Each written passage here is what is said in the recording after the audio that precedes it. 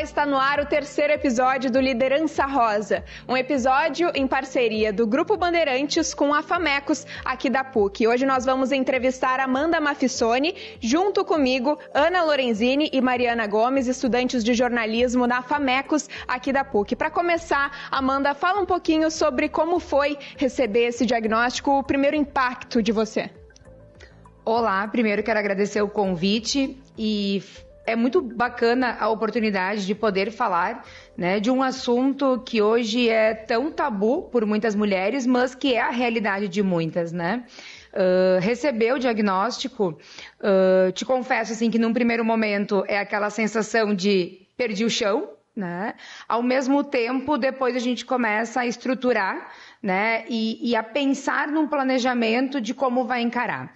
Eu costumo dizer que tem uma regra 90-10 na vida, né? 90% é o que a gente faz com aquilo que acontece e 10% é o que acontece, né? Então, eu resolvi, né, virar uma chave e expor o meu processo, mostrar a realidade, né, e sair da zona do vitimismo, do sofrimento, né? Então, eu resolvi pegar os meus 90% e fazer a minha parte e expor, né, para justamente quebrar alguns tabus também sobre o assunto.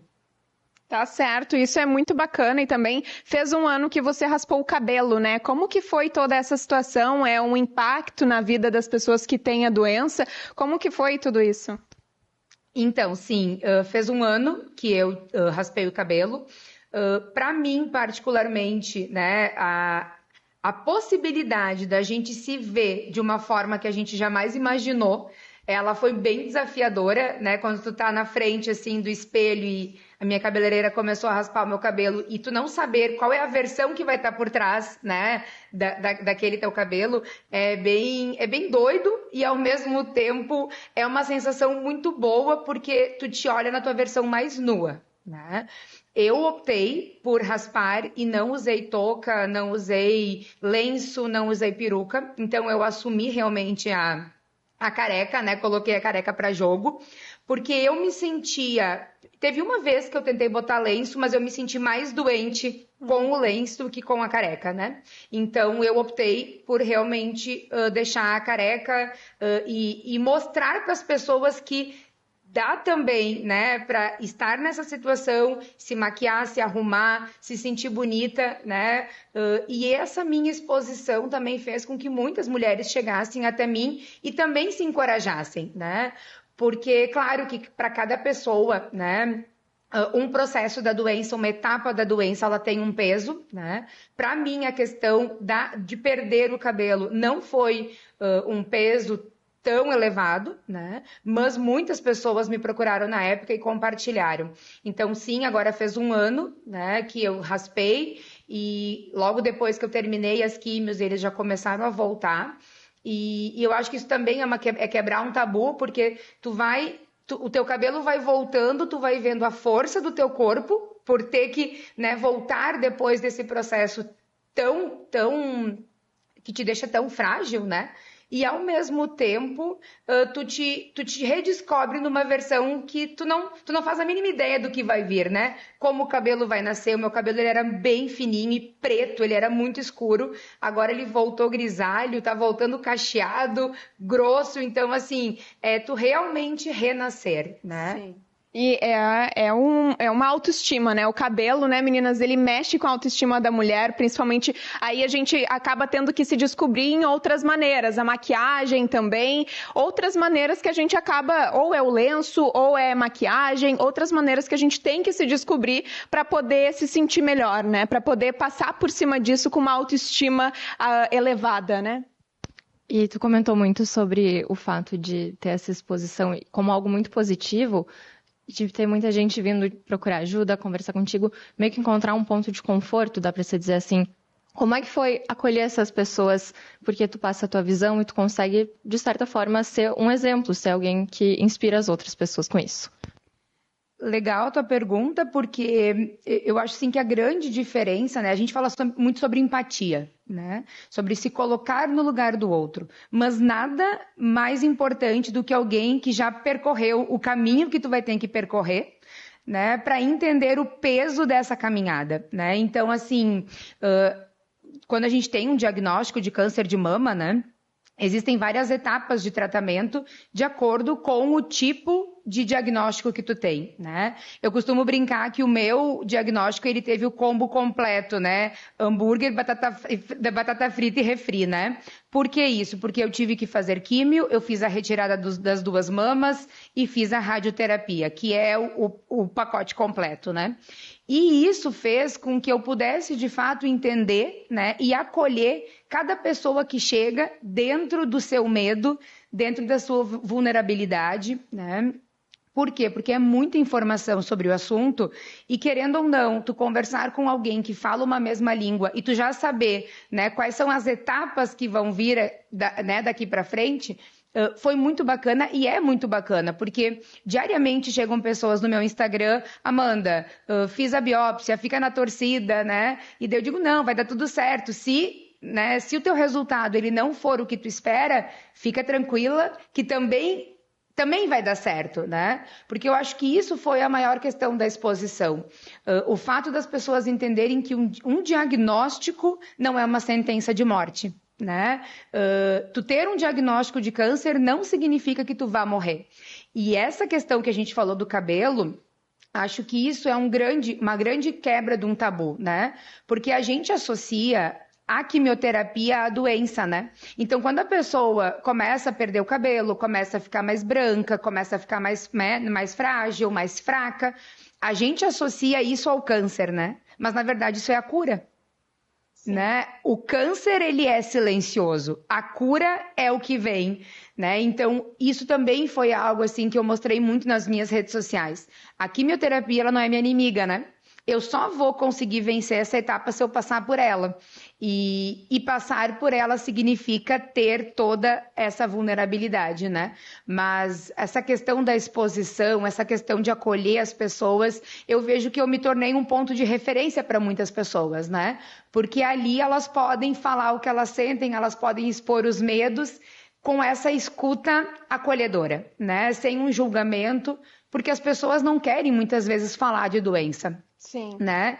As pessoas criam um tabu, ai, não fala sobre isso, ou ai, não pensa desse jeito, né? E a gente precisa falar sobre, e nada melhor do que alguém que já passou por isso também. Sim, né?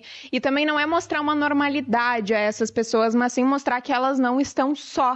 Né? Mostrar que a gente precisa manter a nossa rotina, que a gente precisa manter os nossos cuidados e tendo isso ainda incluído na nossa rotina, não é?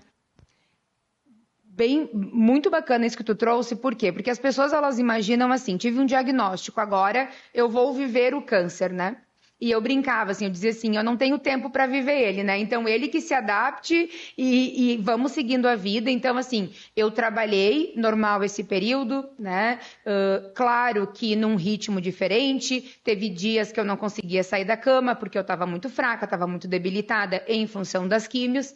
Mas, assim, da gente ressignificar a vida, né? E da gente entender que o câncer, ele é uma das coisas que a gente tem, né, naquele momento da nossa vida, mas ele não nos define, né? E é por isso que eu falo assim que é aí que entra o grande segredo da gente entender a nossa mente, né? Da gente não deixar que isso nos derrote, né? Porque, de novo, assim, a gente não tem o controle do que nos acontece, mas a gente pode controlar o como a gente reage ao que nos acontece.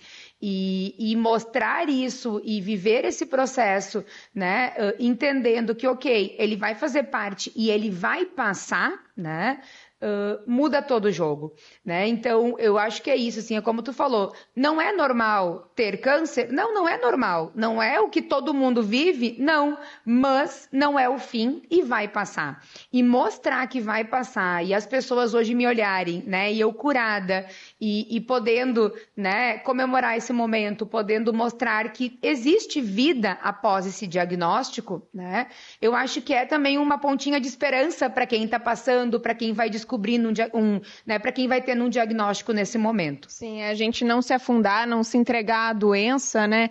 E você continuou trabalhando mesmo assim. Você falou, né? Ele que se adapte à minha rotina. Continuou trabalhando, inclusive acrescentou algo mais, né? Começou a apresentar um podcast. Fala um pouquinho. Isso aí, acho que a própria exposição, né, ela nos coloca assim numa visibilidade que a gente muitas vezes nem imagina até onde a nossa fala chega, né? Vocês de comunicação já têm mais noção, né?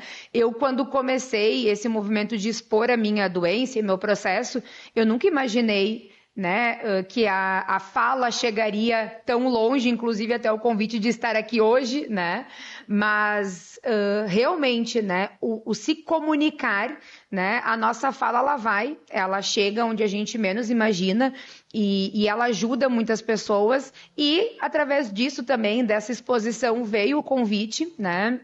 Então, apresento, sim, um podcast, né? Recebo convidados que a gente fala, né, sobre vida, sobre cases de sucesso. E eu sempre dizia, né, que eu estava doente, mas eu não queria falar de morte, eu queria falar de vida, né? Porque isso é uma coisa, assim, que as pessoas, quando recebem um diagnóstico de câncer, elas associam ele à morte, né? E eu costumo dizer que a gente vive todos os dias e a gente morre um. Né? Então, eu não vou viver pensando na morte, né?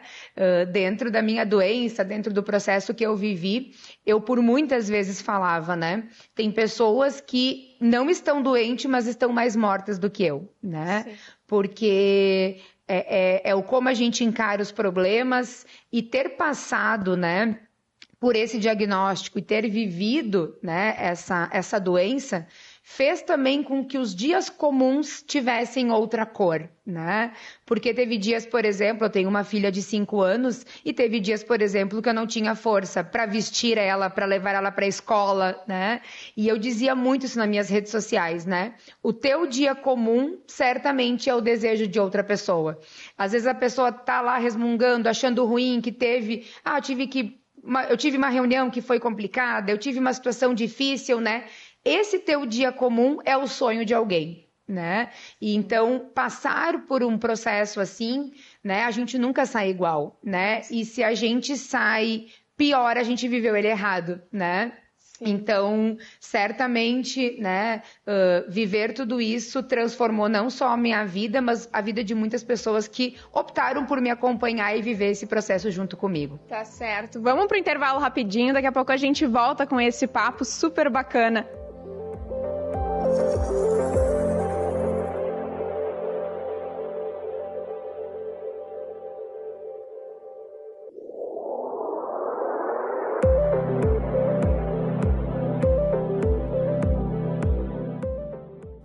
Estamos de volta no terceiro episódio do Liderança Rosa e a gente vai seguir falando com a nossa convidada sobre as redes sociais dela, que também foi algo muito importante, né? Principalmente para as pessoas que tiveram o diagnóstico do câncer e elas puderam se basear em ti e se sentir mais seguras, né?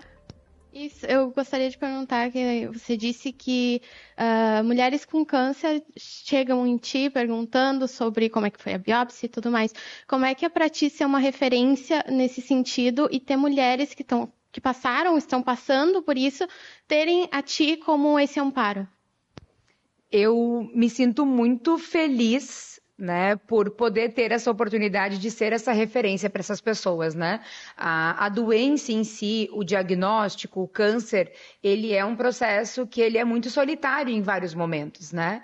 E nada melhor do que estar, né, com pessoas que já passaram por isso para entender sobre esse processo, né? Como eu comentei, diariamente chegam mulheres, né, que viveram e que estão vivendo esse diagnóstico, né? E que elas me dizem, Amanda, eu estou assim, né, ou estou nessa parte, ou estou aguardando. Como eu sei tudo que vai vir, né, pela frente, eu consigo ser esse ponto de acolhimento, né? Eu noto também muito, assim, o quanto mulheres são deixadas de lado nesse período de doença, né? Por maridos que muitas vezes não abandonam fisicamente, ou seja, eles se mantêm casados, mas eles abandonam emocionalmente a companheira, né? Graças a Deus, né? O meu parceiro foi incrível, né? E por vários momentos, assim, me emocionou a forma que ele conduziu todo esse processo junto comigo, né? Mas eu recebo muitos relatos, né? E é muito legal, assim, entender que ali eu estabeleci uma relação de confiança também com as pessoas, né? Porque, querendo ou não, né, as pessoas, elas trazem para mim, né, a sua dor, eu amparo, eu acolho e eu mostro outras formas também de encarar aquilo ali, falo sobre a importância delas também comunicarem aquilo que para elas está doendo, aquilo que para elas está difícil, né? E, como eu falei ali no início, muitas vezes aquilo que para mim não foi difícil, para o outro pode ser, né? A questão do cabelo, para mim foi algo tranquilo, para outras pessoas, né, é difícil. Então, eu também poder mostrar formas de encarar isso, né? Foi e está sendo todos os dias muito importante e eu me sinto muito orgulhosa e muito honrada de poder transformar vidas e impactar outras vidas através da minha história. Sim, e com todos esses relatos, o mês de outubro, ele teve um novo significado para ti, né? O que tu sente agora quando a gente entra no mês de outubro? O que tu sente? Para mim, outubro virou, assim, uma grande causa, né? Eu costumo dizer, assim, que, obviamente, a gente tem, né, o outubro rosa, mas desde o meu diagnóstico, eu sempre dizia que todo mês eu falo da importância, né, do autoexame, né, da importância da gente se tocar, da gente se conhecer como mulher, da gente entender quando tem alguma coisa no nosso corpo que não está certo, né? E da gente ir atrás e buscar informação. Mas o outubro, né, ele é um mês que ele é muito forte, essa questão de conscientização, né? E certamente a gente inicia agora um mês que eu tô, né, vestida de rosa, que eu realmente, assim, visto essa bandeira, né? A minha causa, ela é rosa, né?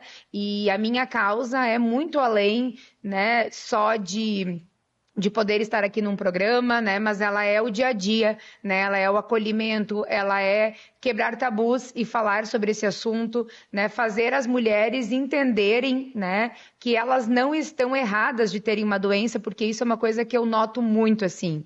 O quanto algumas pessoas carregam culpa sendo que elas não têm culpa, né? Ninguém tem a culpa de ter esse diagnóstico, né? Então, poder quebrar esse tabu, poder falar sobre isso é extremamente importante. E esse mês é o mês, né, que a gente tem uma atenção ainda maior para esse assunto, né? Então, é muito bacana poder falar sobre isso e, principalmente, né, olhar o ano passado, que eu estava, assim, no auge do meu tratamento. O ano passado eu estava fazendo químio, né, nessa época. E esse ano agora olhar e pensar assim, foi, ufa, né? E as pessoas que estão nos assistindo e que estão vivendo esse momento, delas também entenderem que vai passar e que tudo passa, né? Acho que esse é o grande mantra, assim, de viver esse processo oncológico, né? Saber que vai passar. Pois é, e é muito bonito o ressignificado que tu deu para outubro. E outubro também virou agora um mês que, ao menos esse ano, ele também tem uma data especial para ti, que é a Festa da Cura, é isso mesmo, né? E então eu queria que tu comentasse um pouco mais sobre isso, o que é essa festa, o que significa ela para ti, para outras pessoas que também podem compartilhar esse momento contigo, como é esse processo? Então, eu adoro comemorar, eu adoro festejar, né? Tanto que ano passado, quando eu tive o diagnóstico da minha doença, foi um pouco antes do meu aniversário. E daí a primeira coisa que eu fiz foi tipo assim, como eu vou comemorar meu aniversário, né? E todo mundo, meu Deus, Amanda, tu teve um diagnóstico de câncer e tu tá pensando em como tu vai comemorar teu aniversário.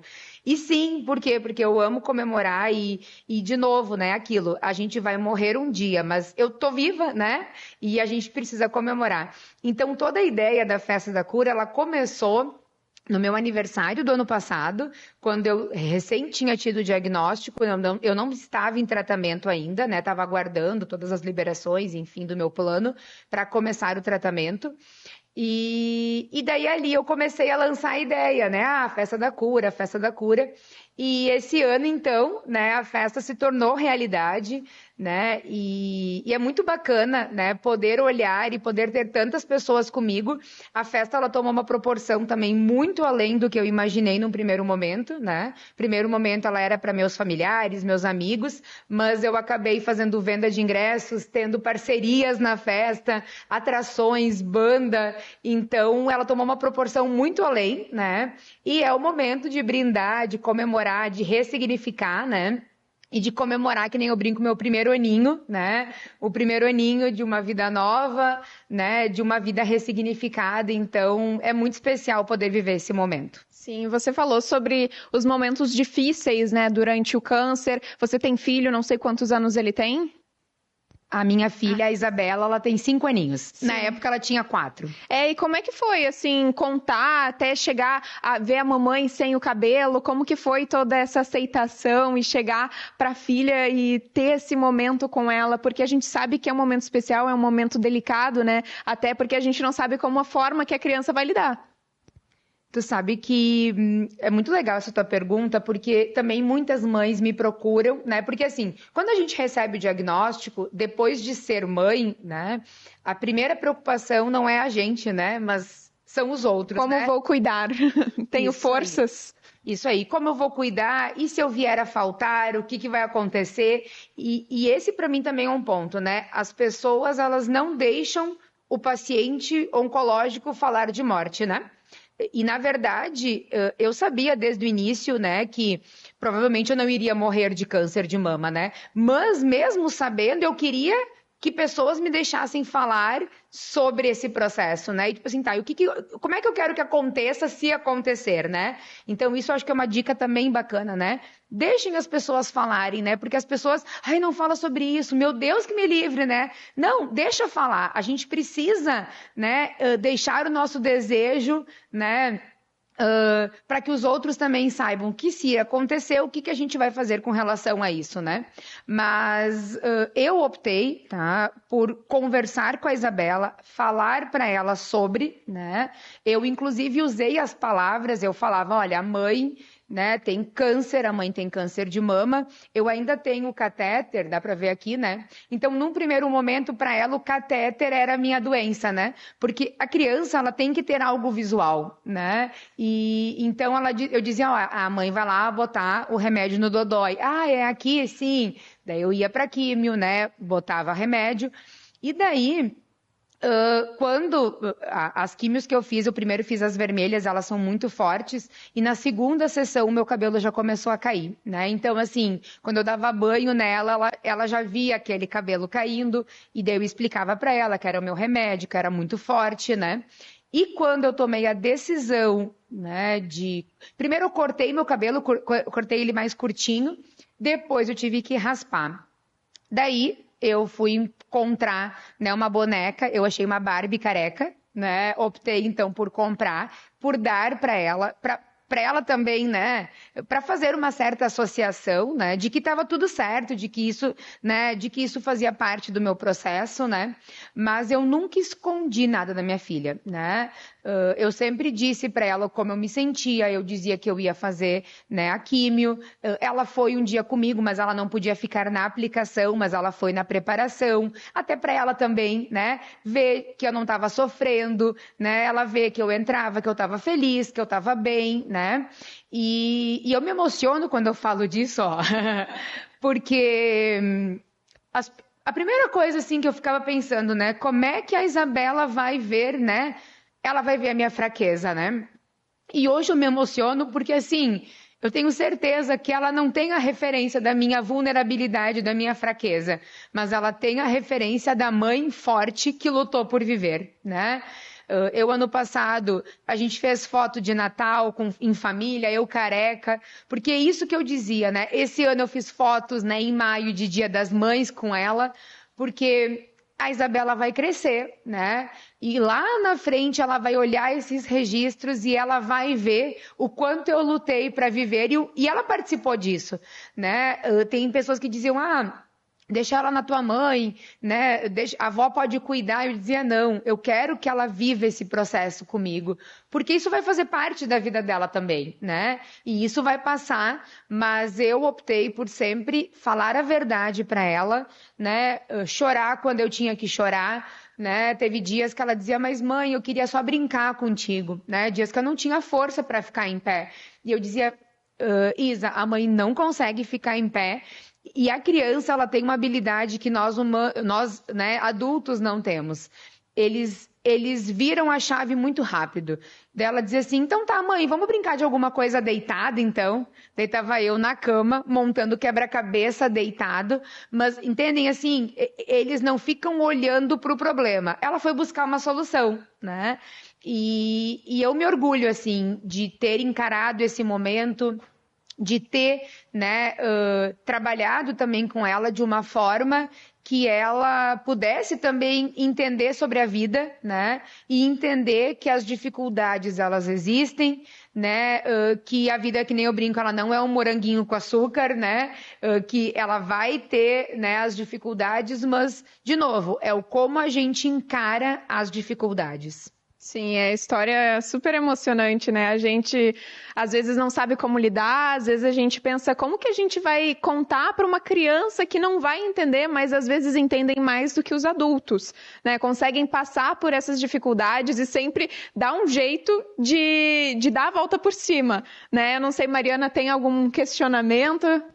Eu queria saber, pedir uma fala para mulheres que estão nos assistindo, da importância para preservar o autocuidado, o autoexame, alguma mensagem sobre isso. Legal.